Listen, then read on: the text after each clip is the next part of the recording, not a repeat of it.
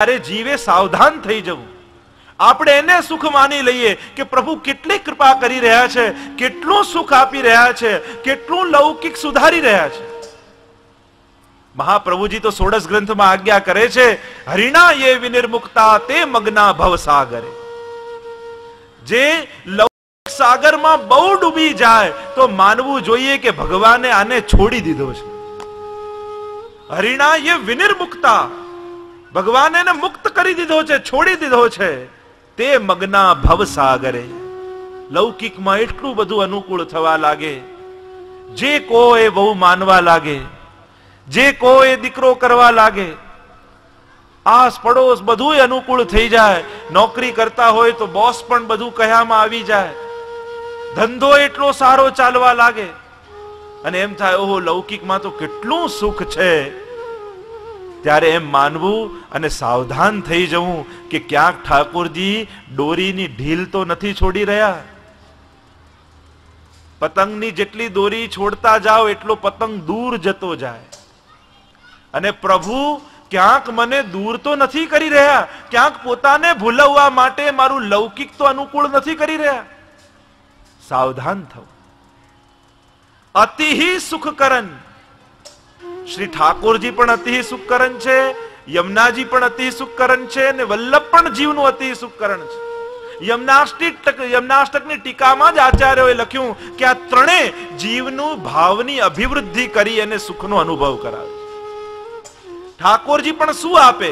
ભક્તિ. અને ભક્તિ આપીને સુખનો અનુભવ કરાવે. વલ્લભ સુખનો અનુભવ કરાવે કે ભાવ આપીને સુખનો અનુભવ કરાવે. અને યમુનાજી પણ ભાવ આપીને સુખનો અનુભવ કરાવે. ભગવાન વિરહમ દત્વા ભાવ વૃદ્ધિમ કરોતિ તથૈવ યમુના સ્વામી સ્મરણાત સ્વી દર્શનાદ અસ્માદ આચાર્ય વર્યાસ્તુ બ્રહ્મ સંબંધ કારણાત તાપ ક્લેશ પ્રદાનેન નિજાનામ ભાવવર્ધકાહ. યમનાષ્ટકની ટીકામાં આચાર્યોએ કહ્યું કે આ ત્રણેય જીવમાં ભાવની વૃદ્ધિ કરીને સુખનો અનુભવ કરાવે છે. પણ ત્રણેયનો ભાવ અભિવૃદ્ધિ કરવાનો પ્રકાર ભિન્ન છે. ભગવાન વિરહમ દત્વા ભાવ વૃદ્ધિમ કરોતિ. ઠાકોરજી ભાવની વૃદ્ધિ કઈ રીતે કરે જીવમાં? વિરહનું દાન કરી. પ્રભુ એકવાર જીવને મળે, ક્યાંક કોઈ એવો અનુભવ કરાવી દે, ક્યાંક સ્વપ્નમાં ઝાંખી કરાવી દે, કોઈ એક એવો અલૌકિક અનુભવ ઠાકોરજી કરાવે એટલે જીવને ભગવાનમાં ભક્તિ થાય. અને ભક્તિ થાય પછી પ્રભુ અદ્રશ્ય થઈ જાય. પછી આને મેળવવાની ઈચ્છા થાય એટલે પ્રભુ અંતર ધ્યાન થઈ જાય. ઈચ્છા નહોતી ત્યારે અનુભવ કરાવ્યો અને ઈચ્છા જગાવીને અંતર ધ્યાન થઈ ગયા. ગોપીજનોને લઘુ રાસનું દાન કર્યું અને ચટપટી લગાવી રાસના સુખની, અને પ્રભુ અંતર ધ્યાન થઈ ગયા. શેના માટે? ભાવની અભિવૃદ્ધિ માટે. ભગવાન વિરહમ દત્વા ભાવ વૃદ્ધિમ કરોતિ. પ્રભુ વિરહનું દાન આપીને ભાવની વૃદ્ધિ કરે. યમુનાજી સ્વામી સ્મરણાત સ્વીય દર્શનાત. યમુનાજીની કૃપાનો પ્રકાર કયો? તમે યમુનાજીનું આરાધન કરો એટલે તુરંત નવો નવો જીવ પુષ્ટિ માર્ગમાં આવ્યો હોય ને યમુનાજીમાં ભાવ જાગૃત થાય અને યમુનાષ્ટક કરે યા યમુનાજીનું નામ લે એટલે યેન કેન કોઈના પ્રકારે યમુનાજી એને અનુભવ કરાવે. અને અનુભવ શું કરાવે? એને દર્શન આપે. પોતાના દર્શન આપી ઠાકોરજીનું સ્મરણ કરાવે. આ યમુનાજીની કૃપાનો પ્રકાર. યમુનાજીની કૃપા કઈ રીતે થાય કે યમુનાજીનો તુરંત પોતાના સ્વરૂપનું દર્શન જીવને કરાવે અને દર્શન કરાવી ઠાકોરજીમાં પ્રેમ જગાવે. આ યમુનાજીની કૃપાનો પ્રકાર. યમુના સ્વામી સ્મરણાત સ્વીય દર્શનાત અને અસ્માદ આચાર્ય વર્યાસ્તુ બ્રહ્મ સંબંધ કરણાત તાપ ક્લેશ પ્રદાનેન નિજાનામ ભાવવર્ધકાહ. અને શ્રી મહાપ્રભુજી બ્રહ્મ સંબંધ કરાવી જીવમાં તાપ ક્લેશ પ્રગટ કરે. કે હજારો જન્મોથી વિખૂટો પડેલો આ જીવ છે, આ ભગવત સંબંધી જીવ, પણ હજારો યોનિઓમાંથી ભટકતો આવ્યો અને આજ સુધી કેવલ ભોગ જ ભોગવ્યા, ક્યારે એ ભગવત સેવાનું સુખ ન લઈ શક્યો. આવો તાપ જીવમાં પ્રગટ થાય અને તાપ પ્રબળ કરે શ્રી મહાપ્રભુજી બ્રહ્મ સંબંધ આપી. અને આમ તાપ પ્રગટ કરી અને જીવની અંદર ભક્તિની વૃદ્ધિ કરાવે અને એને અતિહિ સુખ કરન, એને સુખનો અનુભવ કરાવે. તો આમ અતિહિ સુખ કરન દુઃખ સબન કે હરન. સમસ્ત જીવ જે યમુનાજીની શરણમાં આવે એને સમસ્ત દુઃખોનું હરણ શ્રી યમુનાજી કરી લે છે. કિશોરીબાઈનો પ્રસંગ પ્રસિદ્ધ છે. શ્રી ગુસાઈજીના સેવક,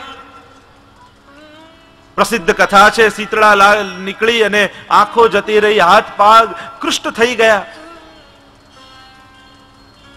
નાનપણના સંસ્કાર છે, પિતાએ યમનાષ્ટક શીખવાડ્યું હતું. આવો રોગ લાગ્યો, આખું યમનાષ્ટક પણ ભૂલી ગયા છે. અડધો શ્લોક કિશોરીબાઈને આવડે છે. વિશુદ્ધ મથુરા તટે સકલ ગોપ ગોપી વૃતે કૃપા જલધિ સંશ્રિતે મમ મન સુખમ ભાવય. અને એક ઘરના ખૂણામાં બેઠા બેઠા બસ આ અડધા શ્લોક યમનાષ્ટક અહર્નિશ એનું અવગાહન કર્યા કરે, અહર્નિશ જાપ કર્યા કરે. એક બહેન છે, બાજુના ગામમાં પરણી છે, રોજ અહીંયા આવે કિશોરીબાઈ પાસે, એની ચાકરી કરે, એને ભોજન કરાવે, એના વસ્ત્ર આદિ ધોઈ દે અને સાંજ પડે ને પાછી જતી રહે. આટલા દિવસોથી ચાકરી કરે છે. હવે તો બહેન પણ થાકી ગઈ અને જતા જતા કહી ગઈ કે કિશોરી, હવે તારું જે થવું હોય થાય, કાલથી હું નહીં આવું. અને કિશોરીબાઈના મુખમાં શબ્દો નીકળ્યા કે જેવી યમુનાજીની ઈચ્છા. એવો દ્રઢ આશ્રય યમુનાજીના ચરણોમાં છે. બહેન તો કહીને જતી રહી, પણ માને કરુણા આવી. શ્રી યમુનાજીને થયું આ કિશોરીનું તો મારા સિવાય બીજું કોઈ નથી. આની ચાકરી બહેન નહીં કરે તો આને કોણ સાચવશે? અને ઇતિહાસ લખે છે, બીજા દિવસે જ્યારે કિશોરીબાઈનો દરવાજો ખટખટ્યો, કિશોરીબાઈને થયું કે આ કોણ છે?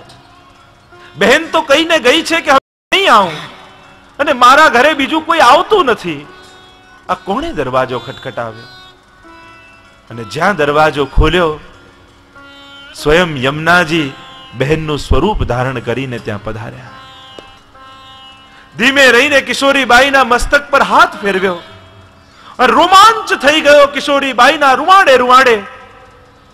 કિશોરીબાઈ કહેવા લાગી, અરે બહેન, આજે તો મને એમ લાગ્યું કે જાણે સાક્ષાત યમુનાજી મારા મસ્તક પર હાથ મૂક્યો હોય.